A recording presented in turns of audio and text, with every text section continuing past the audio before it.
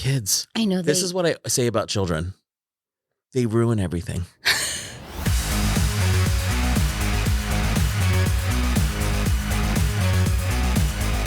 Welcome to The Spirited Body, everyone. I'm James, and I'm your host on this show. And this is the podcast where we talk about what it's like to be a spirit in a physical body on the physical plane. And I get messages from my guides to share with everyone to do it more easily, to make it make more sense, to have a more fulfilled existence, an existence that's more at ease, as they like to say. And I'm here with my good friend, Katie. Hi. Hello. And just as a reminder, I actually barely even knew about the concept you just said until like a week before the podcast. So I'm just here to ask a lot of questions. I love it. I love it. Perfect. We're just going with the flow. How was your week? It was a good week, actually. Yeah, I don't have, I kept thinking like, cause you sent me the topic and it's just been sitting there and I try not to do anything except what like authentically, organically comes up. And all that kept coming up for me was like, oh, I'm interested to hear what the guides say about this. But I don't have anything, unlike last week where I had an emotional breakdown, like on the podcast. Do you know what I mean? Like I hear your topic and I'm interested in this topic, but not a ton. Like, I'm sure stuff's going to come up when you read. It was an interesting topic for them to give me because it was so broad. So the topic we're going to talk about today is connection. And I was a little not confused, just it's such a broad topic. I didn't know what they were going to talk about, what angle they were going to approach. And so I was interested to hear what they said as well. And I knew it was going to be, it had to, knowing them and knowing what they like to talk about, was going to be like the connection we have to our highest self, the connection we have to the spirit world, the connection we have to other people. And then as I glanced down at the list of topics later, there's a topic later that's connection to self. So this is more about connection to others. Oh, interesting. Okay. Which I was, interested in. Of course, I'm always interested in what they have to say. So that's the topic. And that was basically it. It's interesting now that I'm sitting and reflecting on it. My week had to do a lot with family. My middle child graduated high school yesterday. Wow. And it was a nail biter to see whether they were going to graduate or I should say pass. Like that they were going to walk across the stage, but whether they were going to actually pass all their classes. And it came down to the wire. Did they? They did. Okay, good. And it came down to the wire.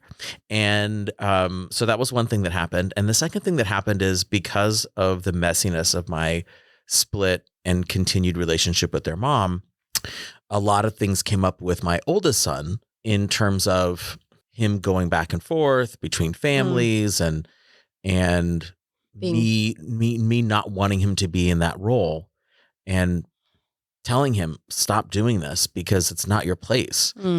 And me having to trust my connection with my kids to say, if you are handling your schoolwork in this way, I have to let you handle it this way. Like, even though I was biting my nails and not able to sleep and feeling very anxious and stressed about it, it's still their life. Mm-hmm.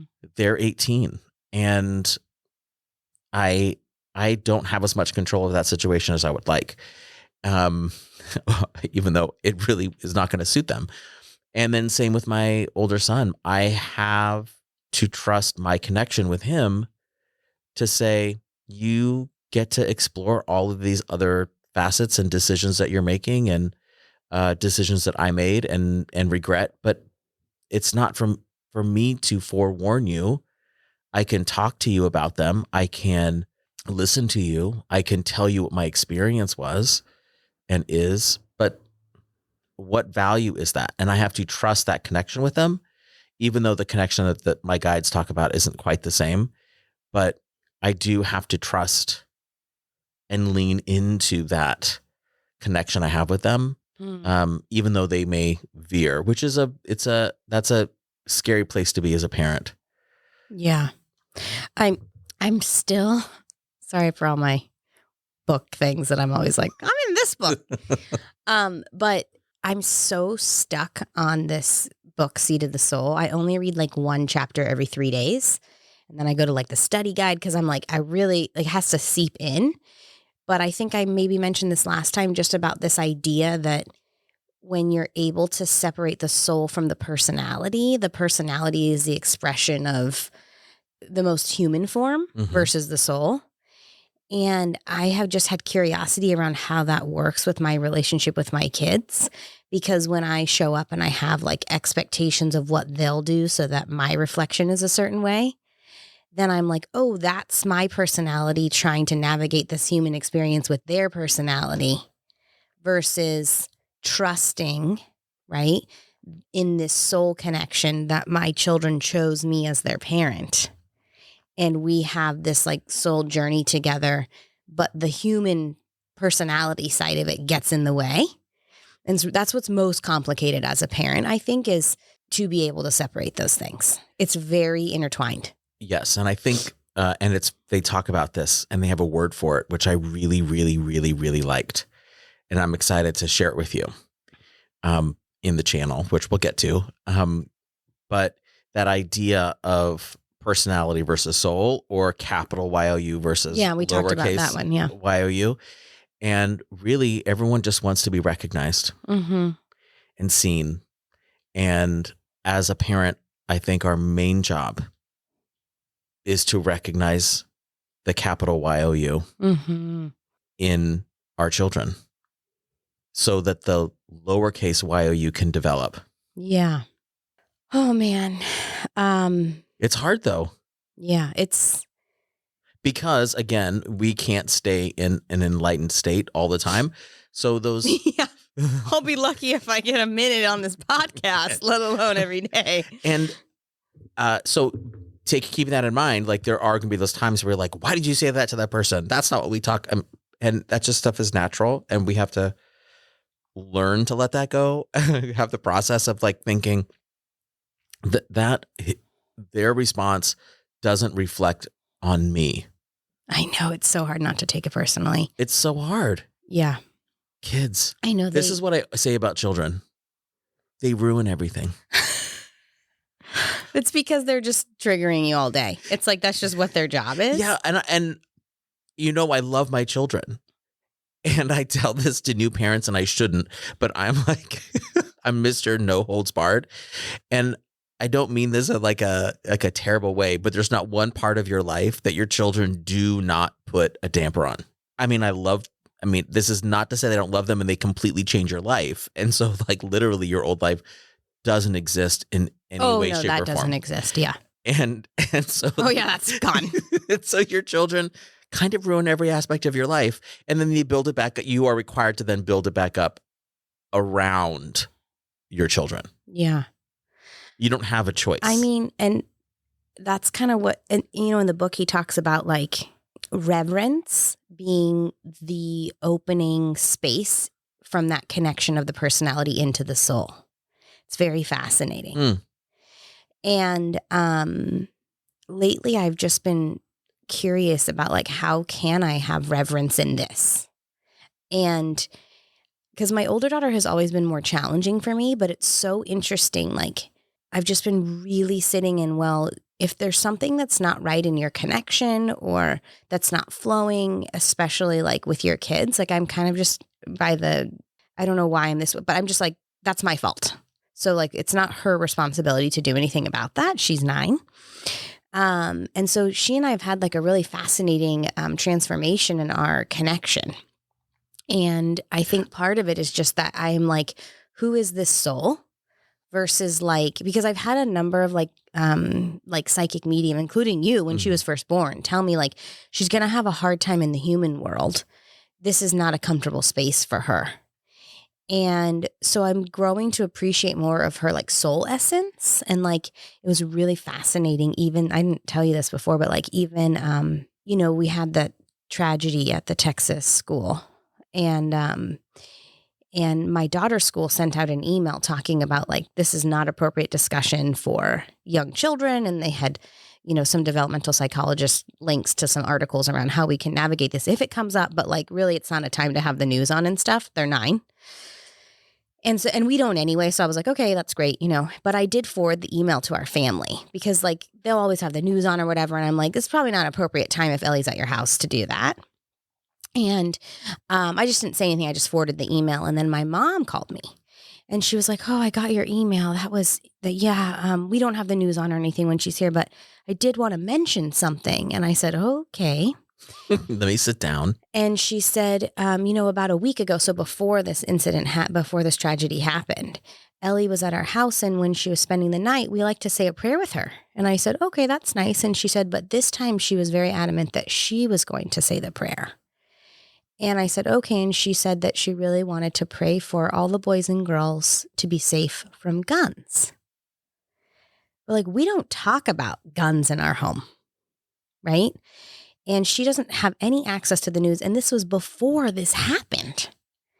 And so it's like, it was just like these little subtle reminders to me that like, she's connected in a way that if I just was so focused on our personality experience, I would miss these like really critical parts of who she is. Right.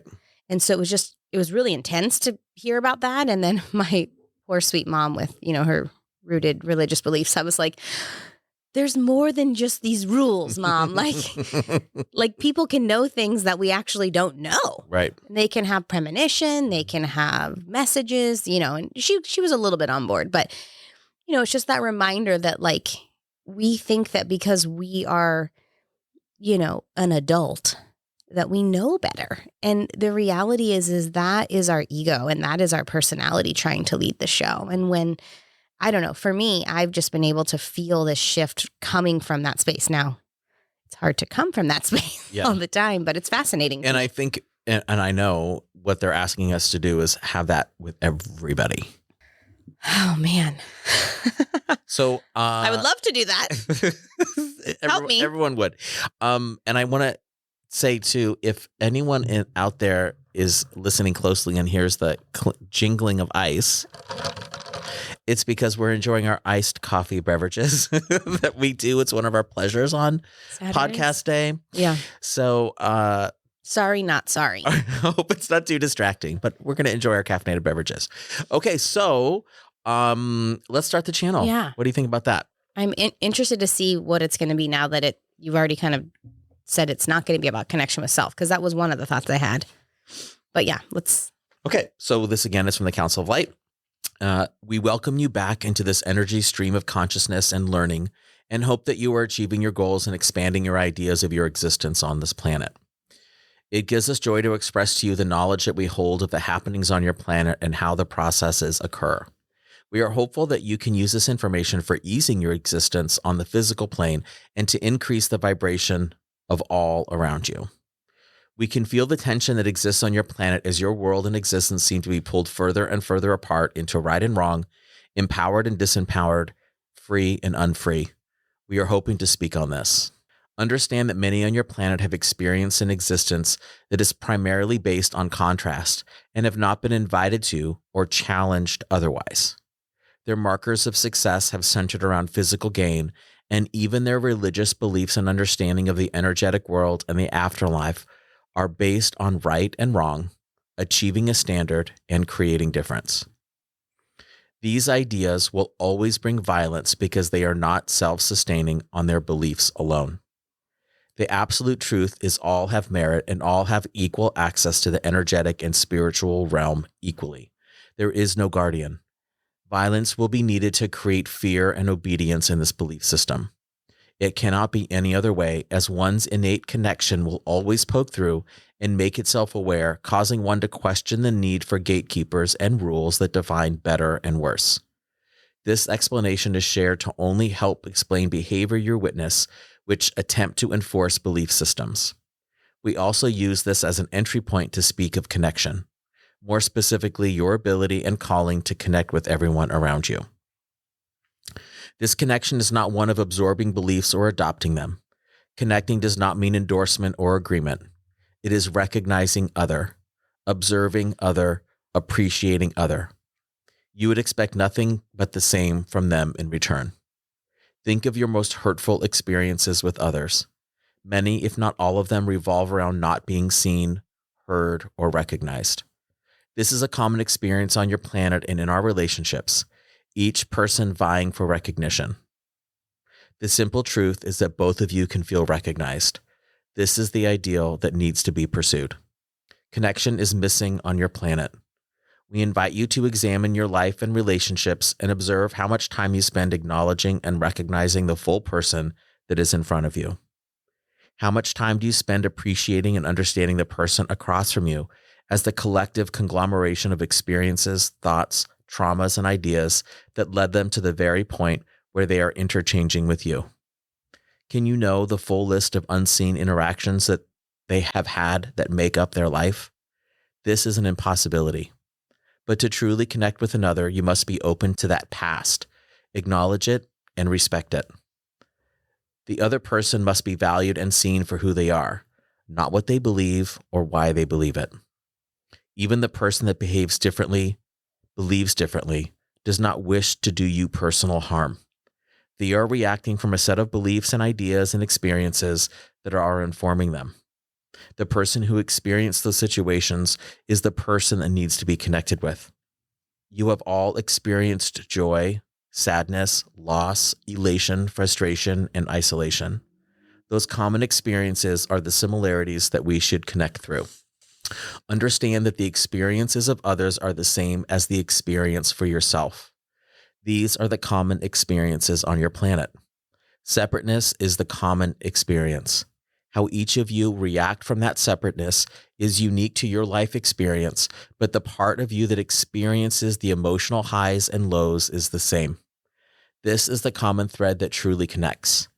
Understand, too, that connecting with another from the space of the experiencer is really asking you to recognize that you are the same.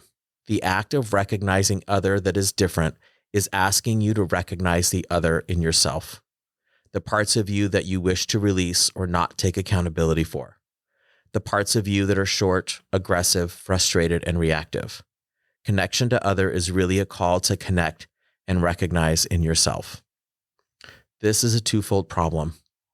First, it is asking us to connect and recognize without judgment the qualities in others that we are ashamed of in ourselves.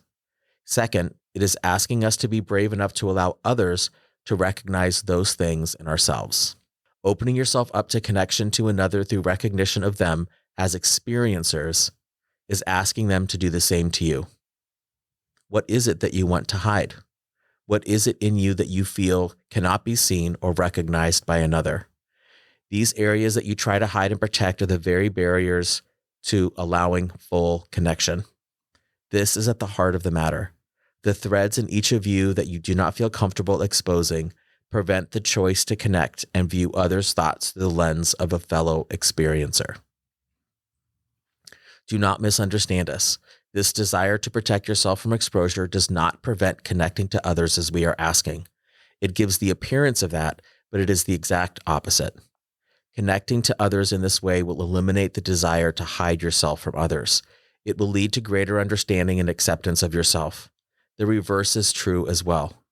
Acceptance of your inner shames will lead to greater understanding and acceptance of it in others and allow greater connection. And why are both true? Because we are all the same person. Recognizing and seeing the shameful behaviors in others triggers those feelings of shame in yourself. This can create pointing, blame, and ridicule to avoid recognition of those feelings in yourself. You use this as an excuse to avoid connection when connection is what is needed.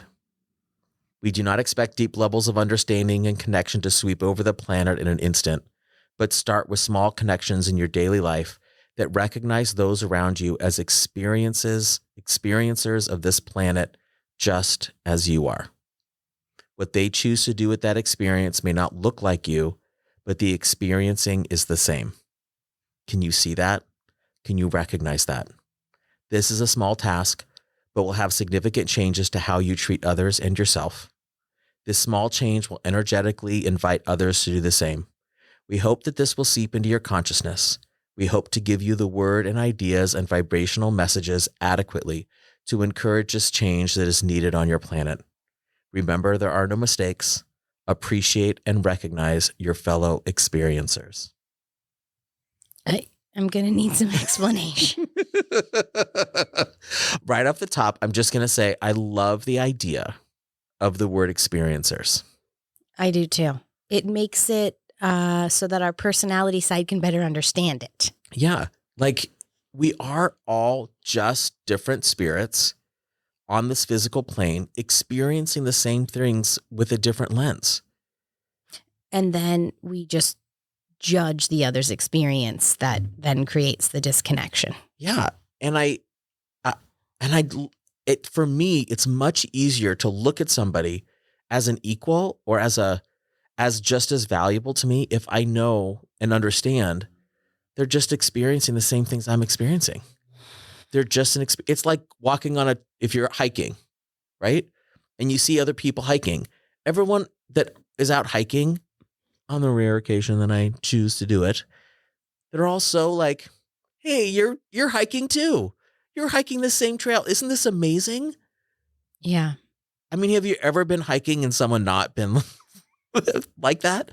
They're all like so thrilled. We're all hiking and we're all out here looking at the same amazing thing together.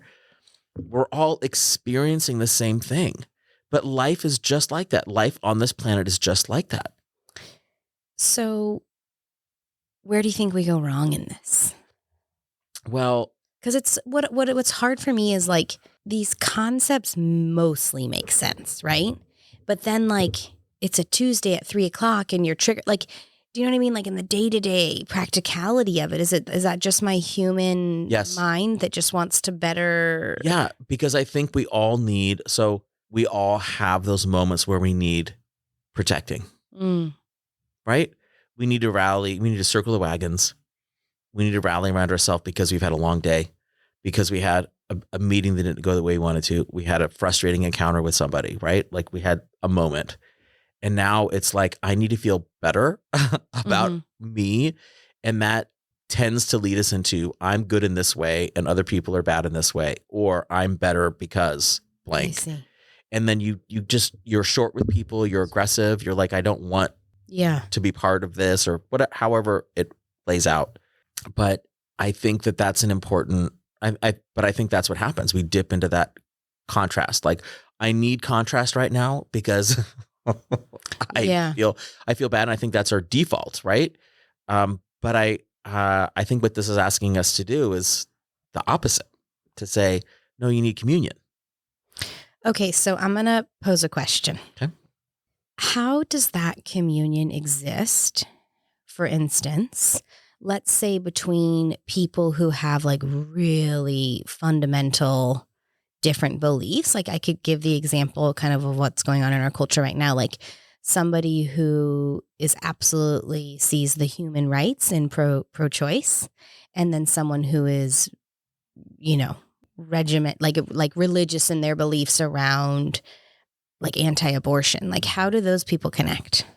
Because so maybe it has to do with your idea of what connect means. Yeah. Like what it looks like, right? So what they're asking us to do is say, because don't you feel like everything in our society right now, especially, is so contrast, so polarized? 100%. And so I'm like, I want to make connection with people who have different perspectives. And then I get stuck in these like more like human right. Like, did I ever tell you this, that I was getting an ice cream downtown Santa Cruz, and there were these two young men in front of us in suits. They were like, I don't know, Mormons? I don't know. I couldn't say. Late 20s, early 30s. Okay. And in the ice cream shop, there was like this list of all the businesses in Santa Cruz County that support pro-choice. And the ice cream shop was one of them. And the guy looked at his friend and said, I think we need to go. And then the guy looked back at him and said, Why? And he pointed to the sign. And then the guy read the sign and realized he was in an ice cream shop that supported pro-choice. So they left. And then I was like, does somebody want to tell them they should probably leave Santa Cruz in general? But do you see what I mean? It's like, yes. I don't know if this is the right example, but like, that's where my mind goes, is like, I can find value in that person being a human being, but I get really lost in the like, oh, you don't believe, like, I believe that's like a human right, like Yes. to be able to do what you want with your body. And, Right. and I still think that they can have their belief that I shouldn't, or a woman shouldn't do that, but I should still be allowed to. So it's like, they believe that I shouldn't even be allowed to do that. And I'm like, oh, I can't connect with that. I don't know how to connect with you.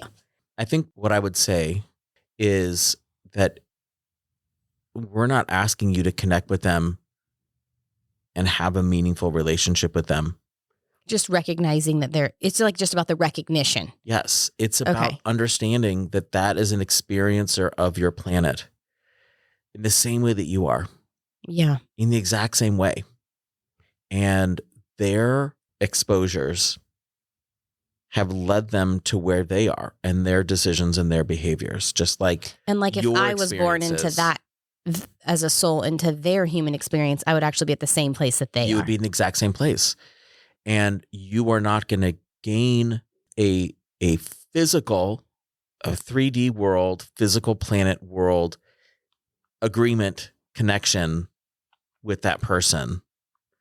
And whether or not that happens is not the point, because your behavior, Katie's behavior, will change by your ability to recognize them as a fellow experiencer on the planet. So I can still have my belief and, for lack of a better word, sort of like fight for pro-choice.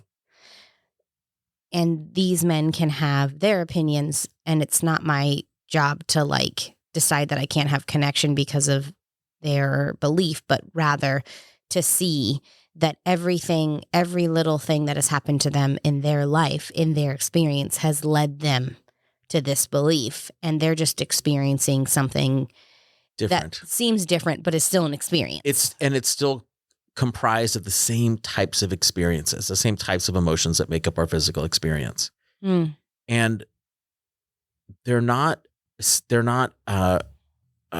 expecting us to hold hands with each other and sing songs of Kumbaya.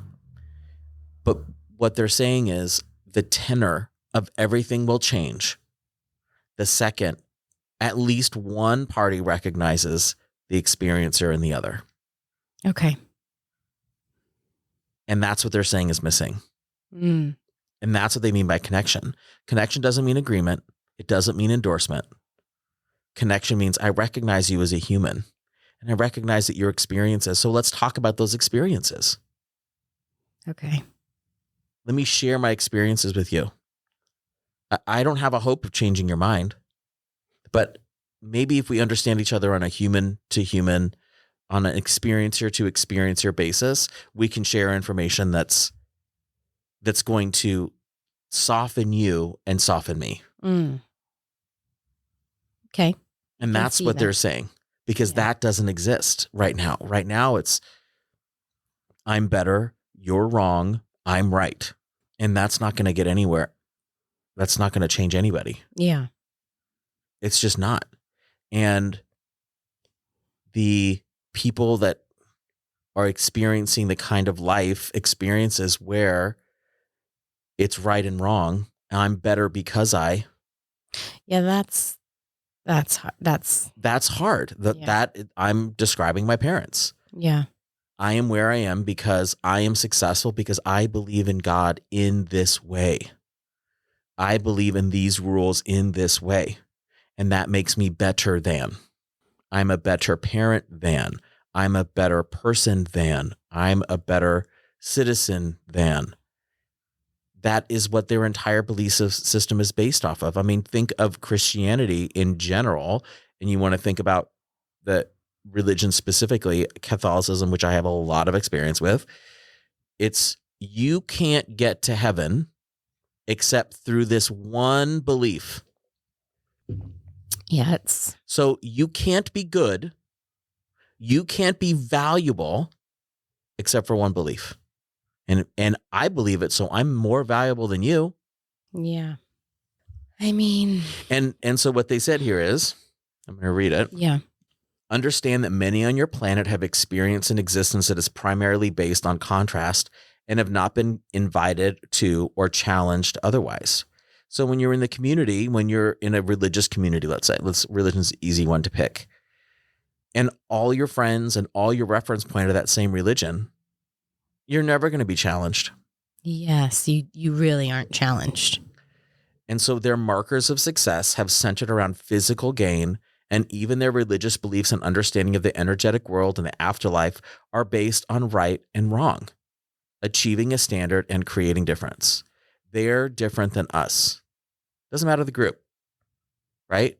It's any group that's quantified. It does, and it doesn't just have to be religion. It could be Democrats and conservatives. It could be QAnon and non-QAnon. You know what I mean? It could be MAGA versus, liberal conservatives. It doesn't matter what that other group is. They create identity through difference rather than creating power or influence through same. Mm-hmm. And it's all wrapped up in power and control. And it's all wrapped up in power and validation. And then it also, which is I'm always like, what's under that? Well, then what's under that? And this is what you talked about last week. Beneath that, the power, control, and validation is the safety. Yes. And even in here, they talk about it's our inability to recognize those things in ourselves, or discomfort with recognizing those things in ourselves. Yeah. Yeah.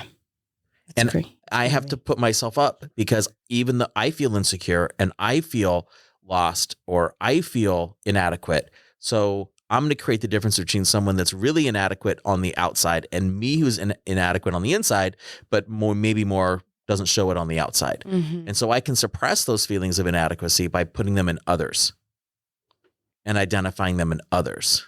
And I'm going to circle that back to what I was saying earlier in my chapter that I was reading in my book about reverence. Because when you have reverence, the judgment is very hard to exist simultaneously. Yes. And the contrast is really hard to exist in that space. Absolutely. It's kind of like, I'll never forget this.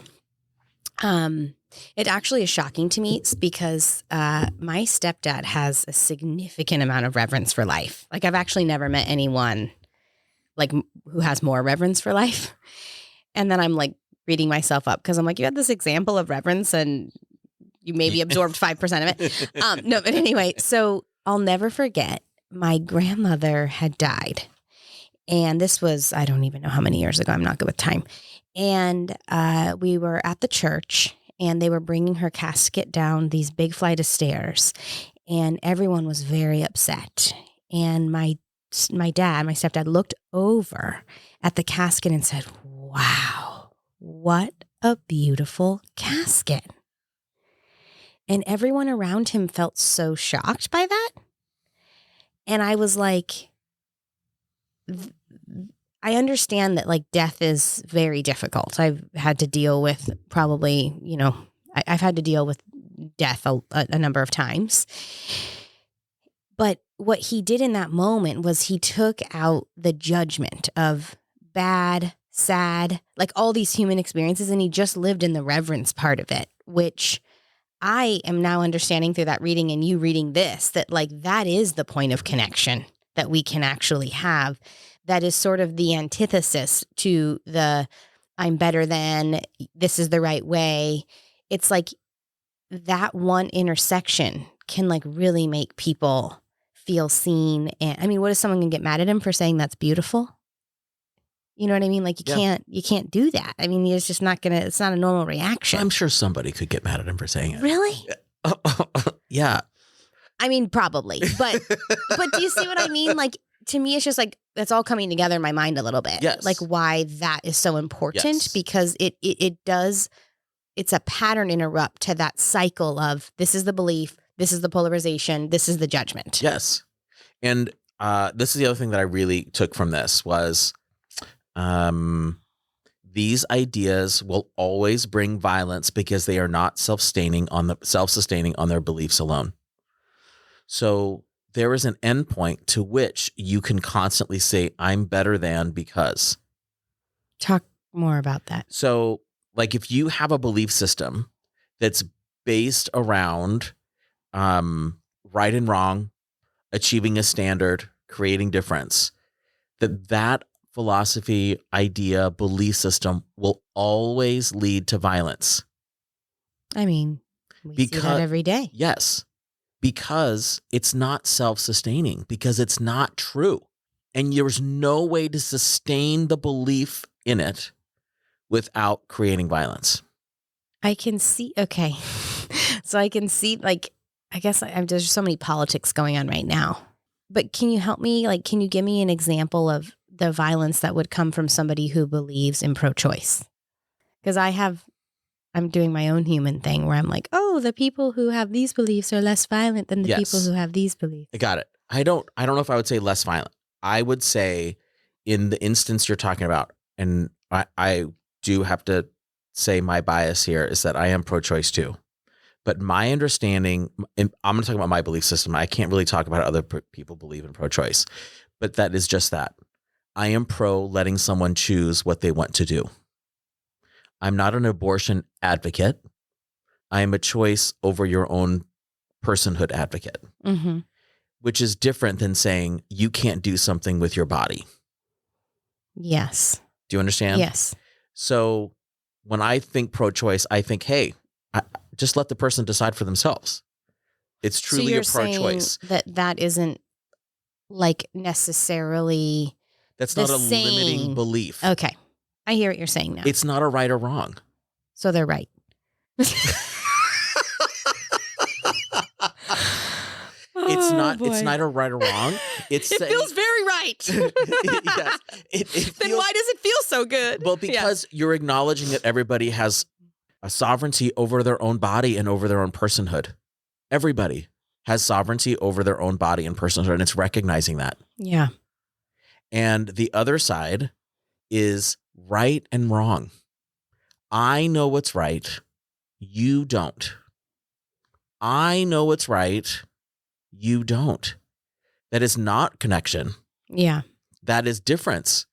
That is creating an absolute scenario, a scenario of absolutes. And that belief that I know right and you know wrong, or I am right and you are wrong, will have to lead to violence. Okay. Because you'll do anything to make that conclusion true.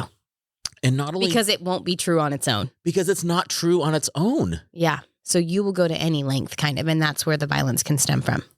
Whether it's violence in a relationship, whether it's violence politically, whether it's violence for religious beliefs, not that that's ever happened in this planet. But that's what's interesting. That's one of the things I took away is like, wow, that's really where violence stems from. Yeah. I can no longer justify my point because it's not true. There's not a universal truth behind it. Therefore, it will always be questioned. It will always, some truth is always going to seep through the people that started believing this and go, wait a minute. And when they start to recognize their own individual power, that there are no guardians to the truth, there are no special gatekeepers, then people are threatened. Right. The people that are in charge of that become threatened. And they have to uphold that belief system at any cost. Mm-hmm. Wow. I mean, I can see that for sure. And I thought, wow, to me, it's just something I've never thought about violence in that way. Yeah. Yeah. Like, I mean, even look at George Floyd. You have the police that they're absolute right. And I have to enforce this rightness. Yeah, it's super fucked up. But I thought that was an incredibly powerful for me to change that. And I can say, oh, what if these people ever were exposed to being connected to as an experiencer on this planet? But don't you think that I don't know how to even talk about this in terms of like that particular profession? Cops? Yeah. Because they're already, and I don't know, so stop me if this is a generalization. but like there already sort of is that underlying like authority, power. And I know that maybe not everybody comes from that place, so I don't want to make a generalization about that. But I've seen a lot of that. And I can see how when you're in that space, you take the human experience out of it and bad things happen. Violent things happen. Violence. When you buy into that belief of absolute right and wrong. And that's your code. 100%. And it's something I think that happens to us on multiple levels, you know, aggressive, violence doesn't always mean a physical violence, right? Yeah. Violence can be, it can be an energy. It can be energy. It can be how you talk. It can be your demeanor. It could be intimidation. Do you know what I mean? Yeah. Violence isn't just physical harm, a physical, altercation. And I think that we are all guilty of violence against someone else. And when we think about those incidences, and they even said, if you have those encounters, let me see if I can find the section. I just think it's really weird that I was reading that chapter on reverence, because I feel like reverence is sort of the gateway into making that connection with the human experience.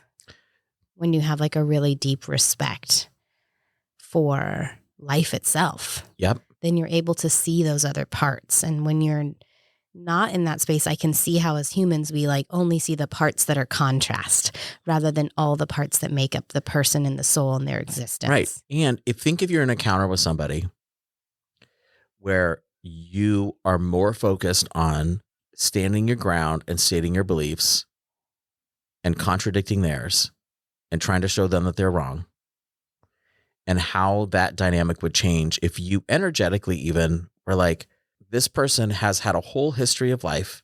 They've experienced all these different emotions and situations that I couldn't possibly get to. Yeah, there's no way you could ever understand. Right. But I can empathize. I can recognize that they exist. The energy of that dynamic completely changes, because you don't need to defend your beliefs if they're really your beliefs. You're going to have them no matter what encounter you have. You know what I mean? Yeah. And then also, what's the harm of listening to someone else's beliefs and acknowledging them and say, I can totally see how in your upbringing you came to that conclusion. Thank you for sharing that with me. That really helps me understand you as a person and how you came to those decisions. That doesn't mean you need to change yours. Yeah. And it doesn't mean you need to change theirs. But if they can recognize you the as acknowledgement is what creates the connection. Right. Yeah. And then it ratchets everything down. Yeah. It says it's like acknowledging their belief doesn't mean it has to change yours. It just it's the acknowledgement is what creates the connection. And can you be secure in your own beliefs enough to not freak out if someone challenges yours? Yeah. Think of your most hurtful experiences with others. Many, if not all of them, revolve around not being seen, heard, or recognized. This is a common experience on your planet and in our relationships, each person vying for recognition. And when you think about an argument, political or otherwise, isn't that really what it's boiling down to? I need you to recognize that what I'm thinking is valid. Yeah. I need you to hear what I'm thinking, seeing, feeling. Yeah. I mean, that's kind of what it boils down to. It makes sense. And if we can enter into... I see you. Right. I see you. I got it. Oprah talks about this a lot. She just always says, like, human beings just want to know, like, do you see me? Do you love me? And do I matter? Yeah. And I think that that's because you're recognizing YOU, capital YOU. Yes. And you're right. And by recognizing the capital YOU, you are validating their experience here on this planet. Yeah. It doesn't have to be the same as yours. Yeah. It doesn't mean it's less than. It's just different. And wouldn't we all do better to understand other people's experiences? Yeah. I mean, and their perspectives. Maybe that should be our practice this week. How do we try to connect with the experience of other rather than trying to show what our experience is? Yeah. Okay, I want to sit in that, actually. That's a good one. It's a good one. It's a good challenge. Yeah, and I think, too, is all of the fellow experiencers out there. if we can just recognize people as fellow experiencers and that we're all on this hike. You're on the hike. Yeah. We're all on the hike in the same trail and we're all on the hike. I think that's a really interesting way to look at it. Like it's a lot more insightful, impactful. Yeah. To kind of hold that image in your mind. Yeah. I'm going to try that this week. I like it. There was one other thing that I wanted to talk about briefly. Okay. The one where you had the look of absolute panic on your face. Oh, I know it's coming. It's because I get it, but I don't get it. It's like I don't get it more than I get it. The desire to protect yourself from exposure does not prevent connecting to others as we are asking. It gives the appearance of that, but it is the exact opposite. Connecting to others is in this way will eliminate the desire to hide yourself from others. It will lead to greater understanding and acceptance of yourself. The reverse is true as well. Acceptance of your inner shames will lead to greater understanding and acceptance of it in others and allow greater connection. And why are both true? Because we are all the same person. Okay, so that blows my mind. But then the other thing that came up for me when I was like curious about each other, like what is it that we try to hide or protect from other? I think, like, do you have like a personal example of that? Let's see. I think when, I think that there's if I encounter someone who is confident in a certain area and I'm not as confident, or if I'm teaching someone something and they are slow to catch on, I get really frustrated very easily because I always want to be seen as intelligent and capable. And I think it aggravates in me or vibrates in me that insecurity of being seen otherwise when I'm encountering it in somebody else. And I become highly intolerant of it. Okay. And I know that one of the things that really helped me change that, because in my job now I do a lot of training. Not nearly as much as I did. I mean, a lot more than I used to do. Mm-hmm.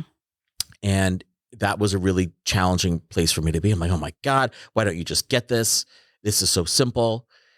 And I had to really look at myself and say, what is so bothersome about this? Someone doesn't know what you know.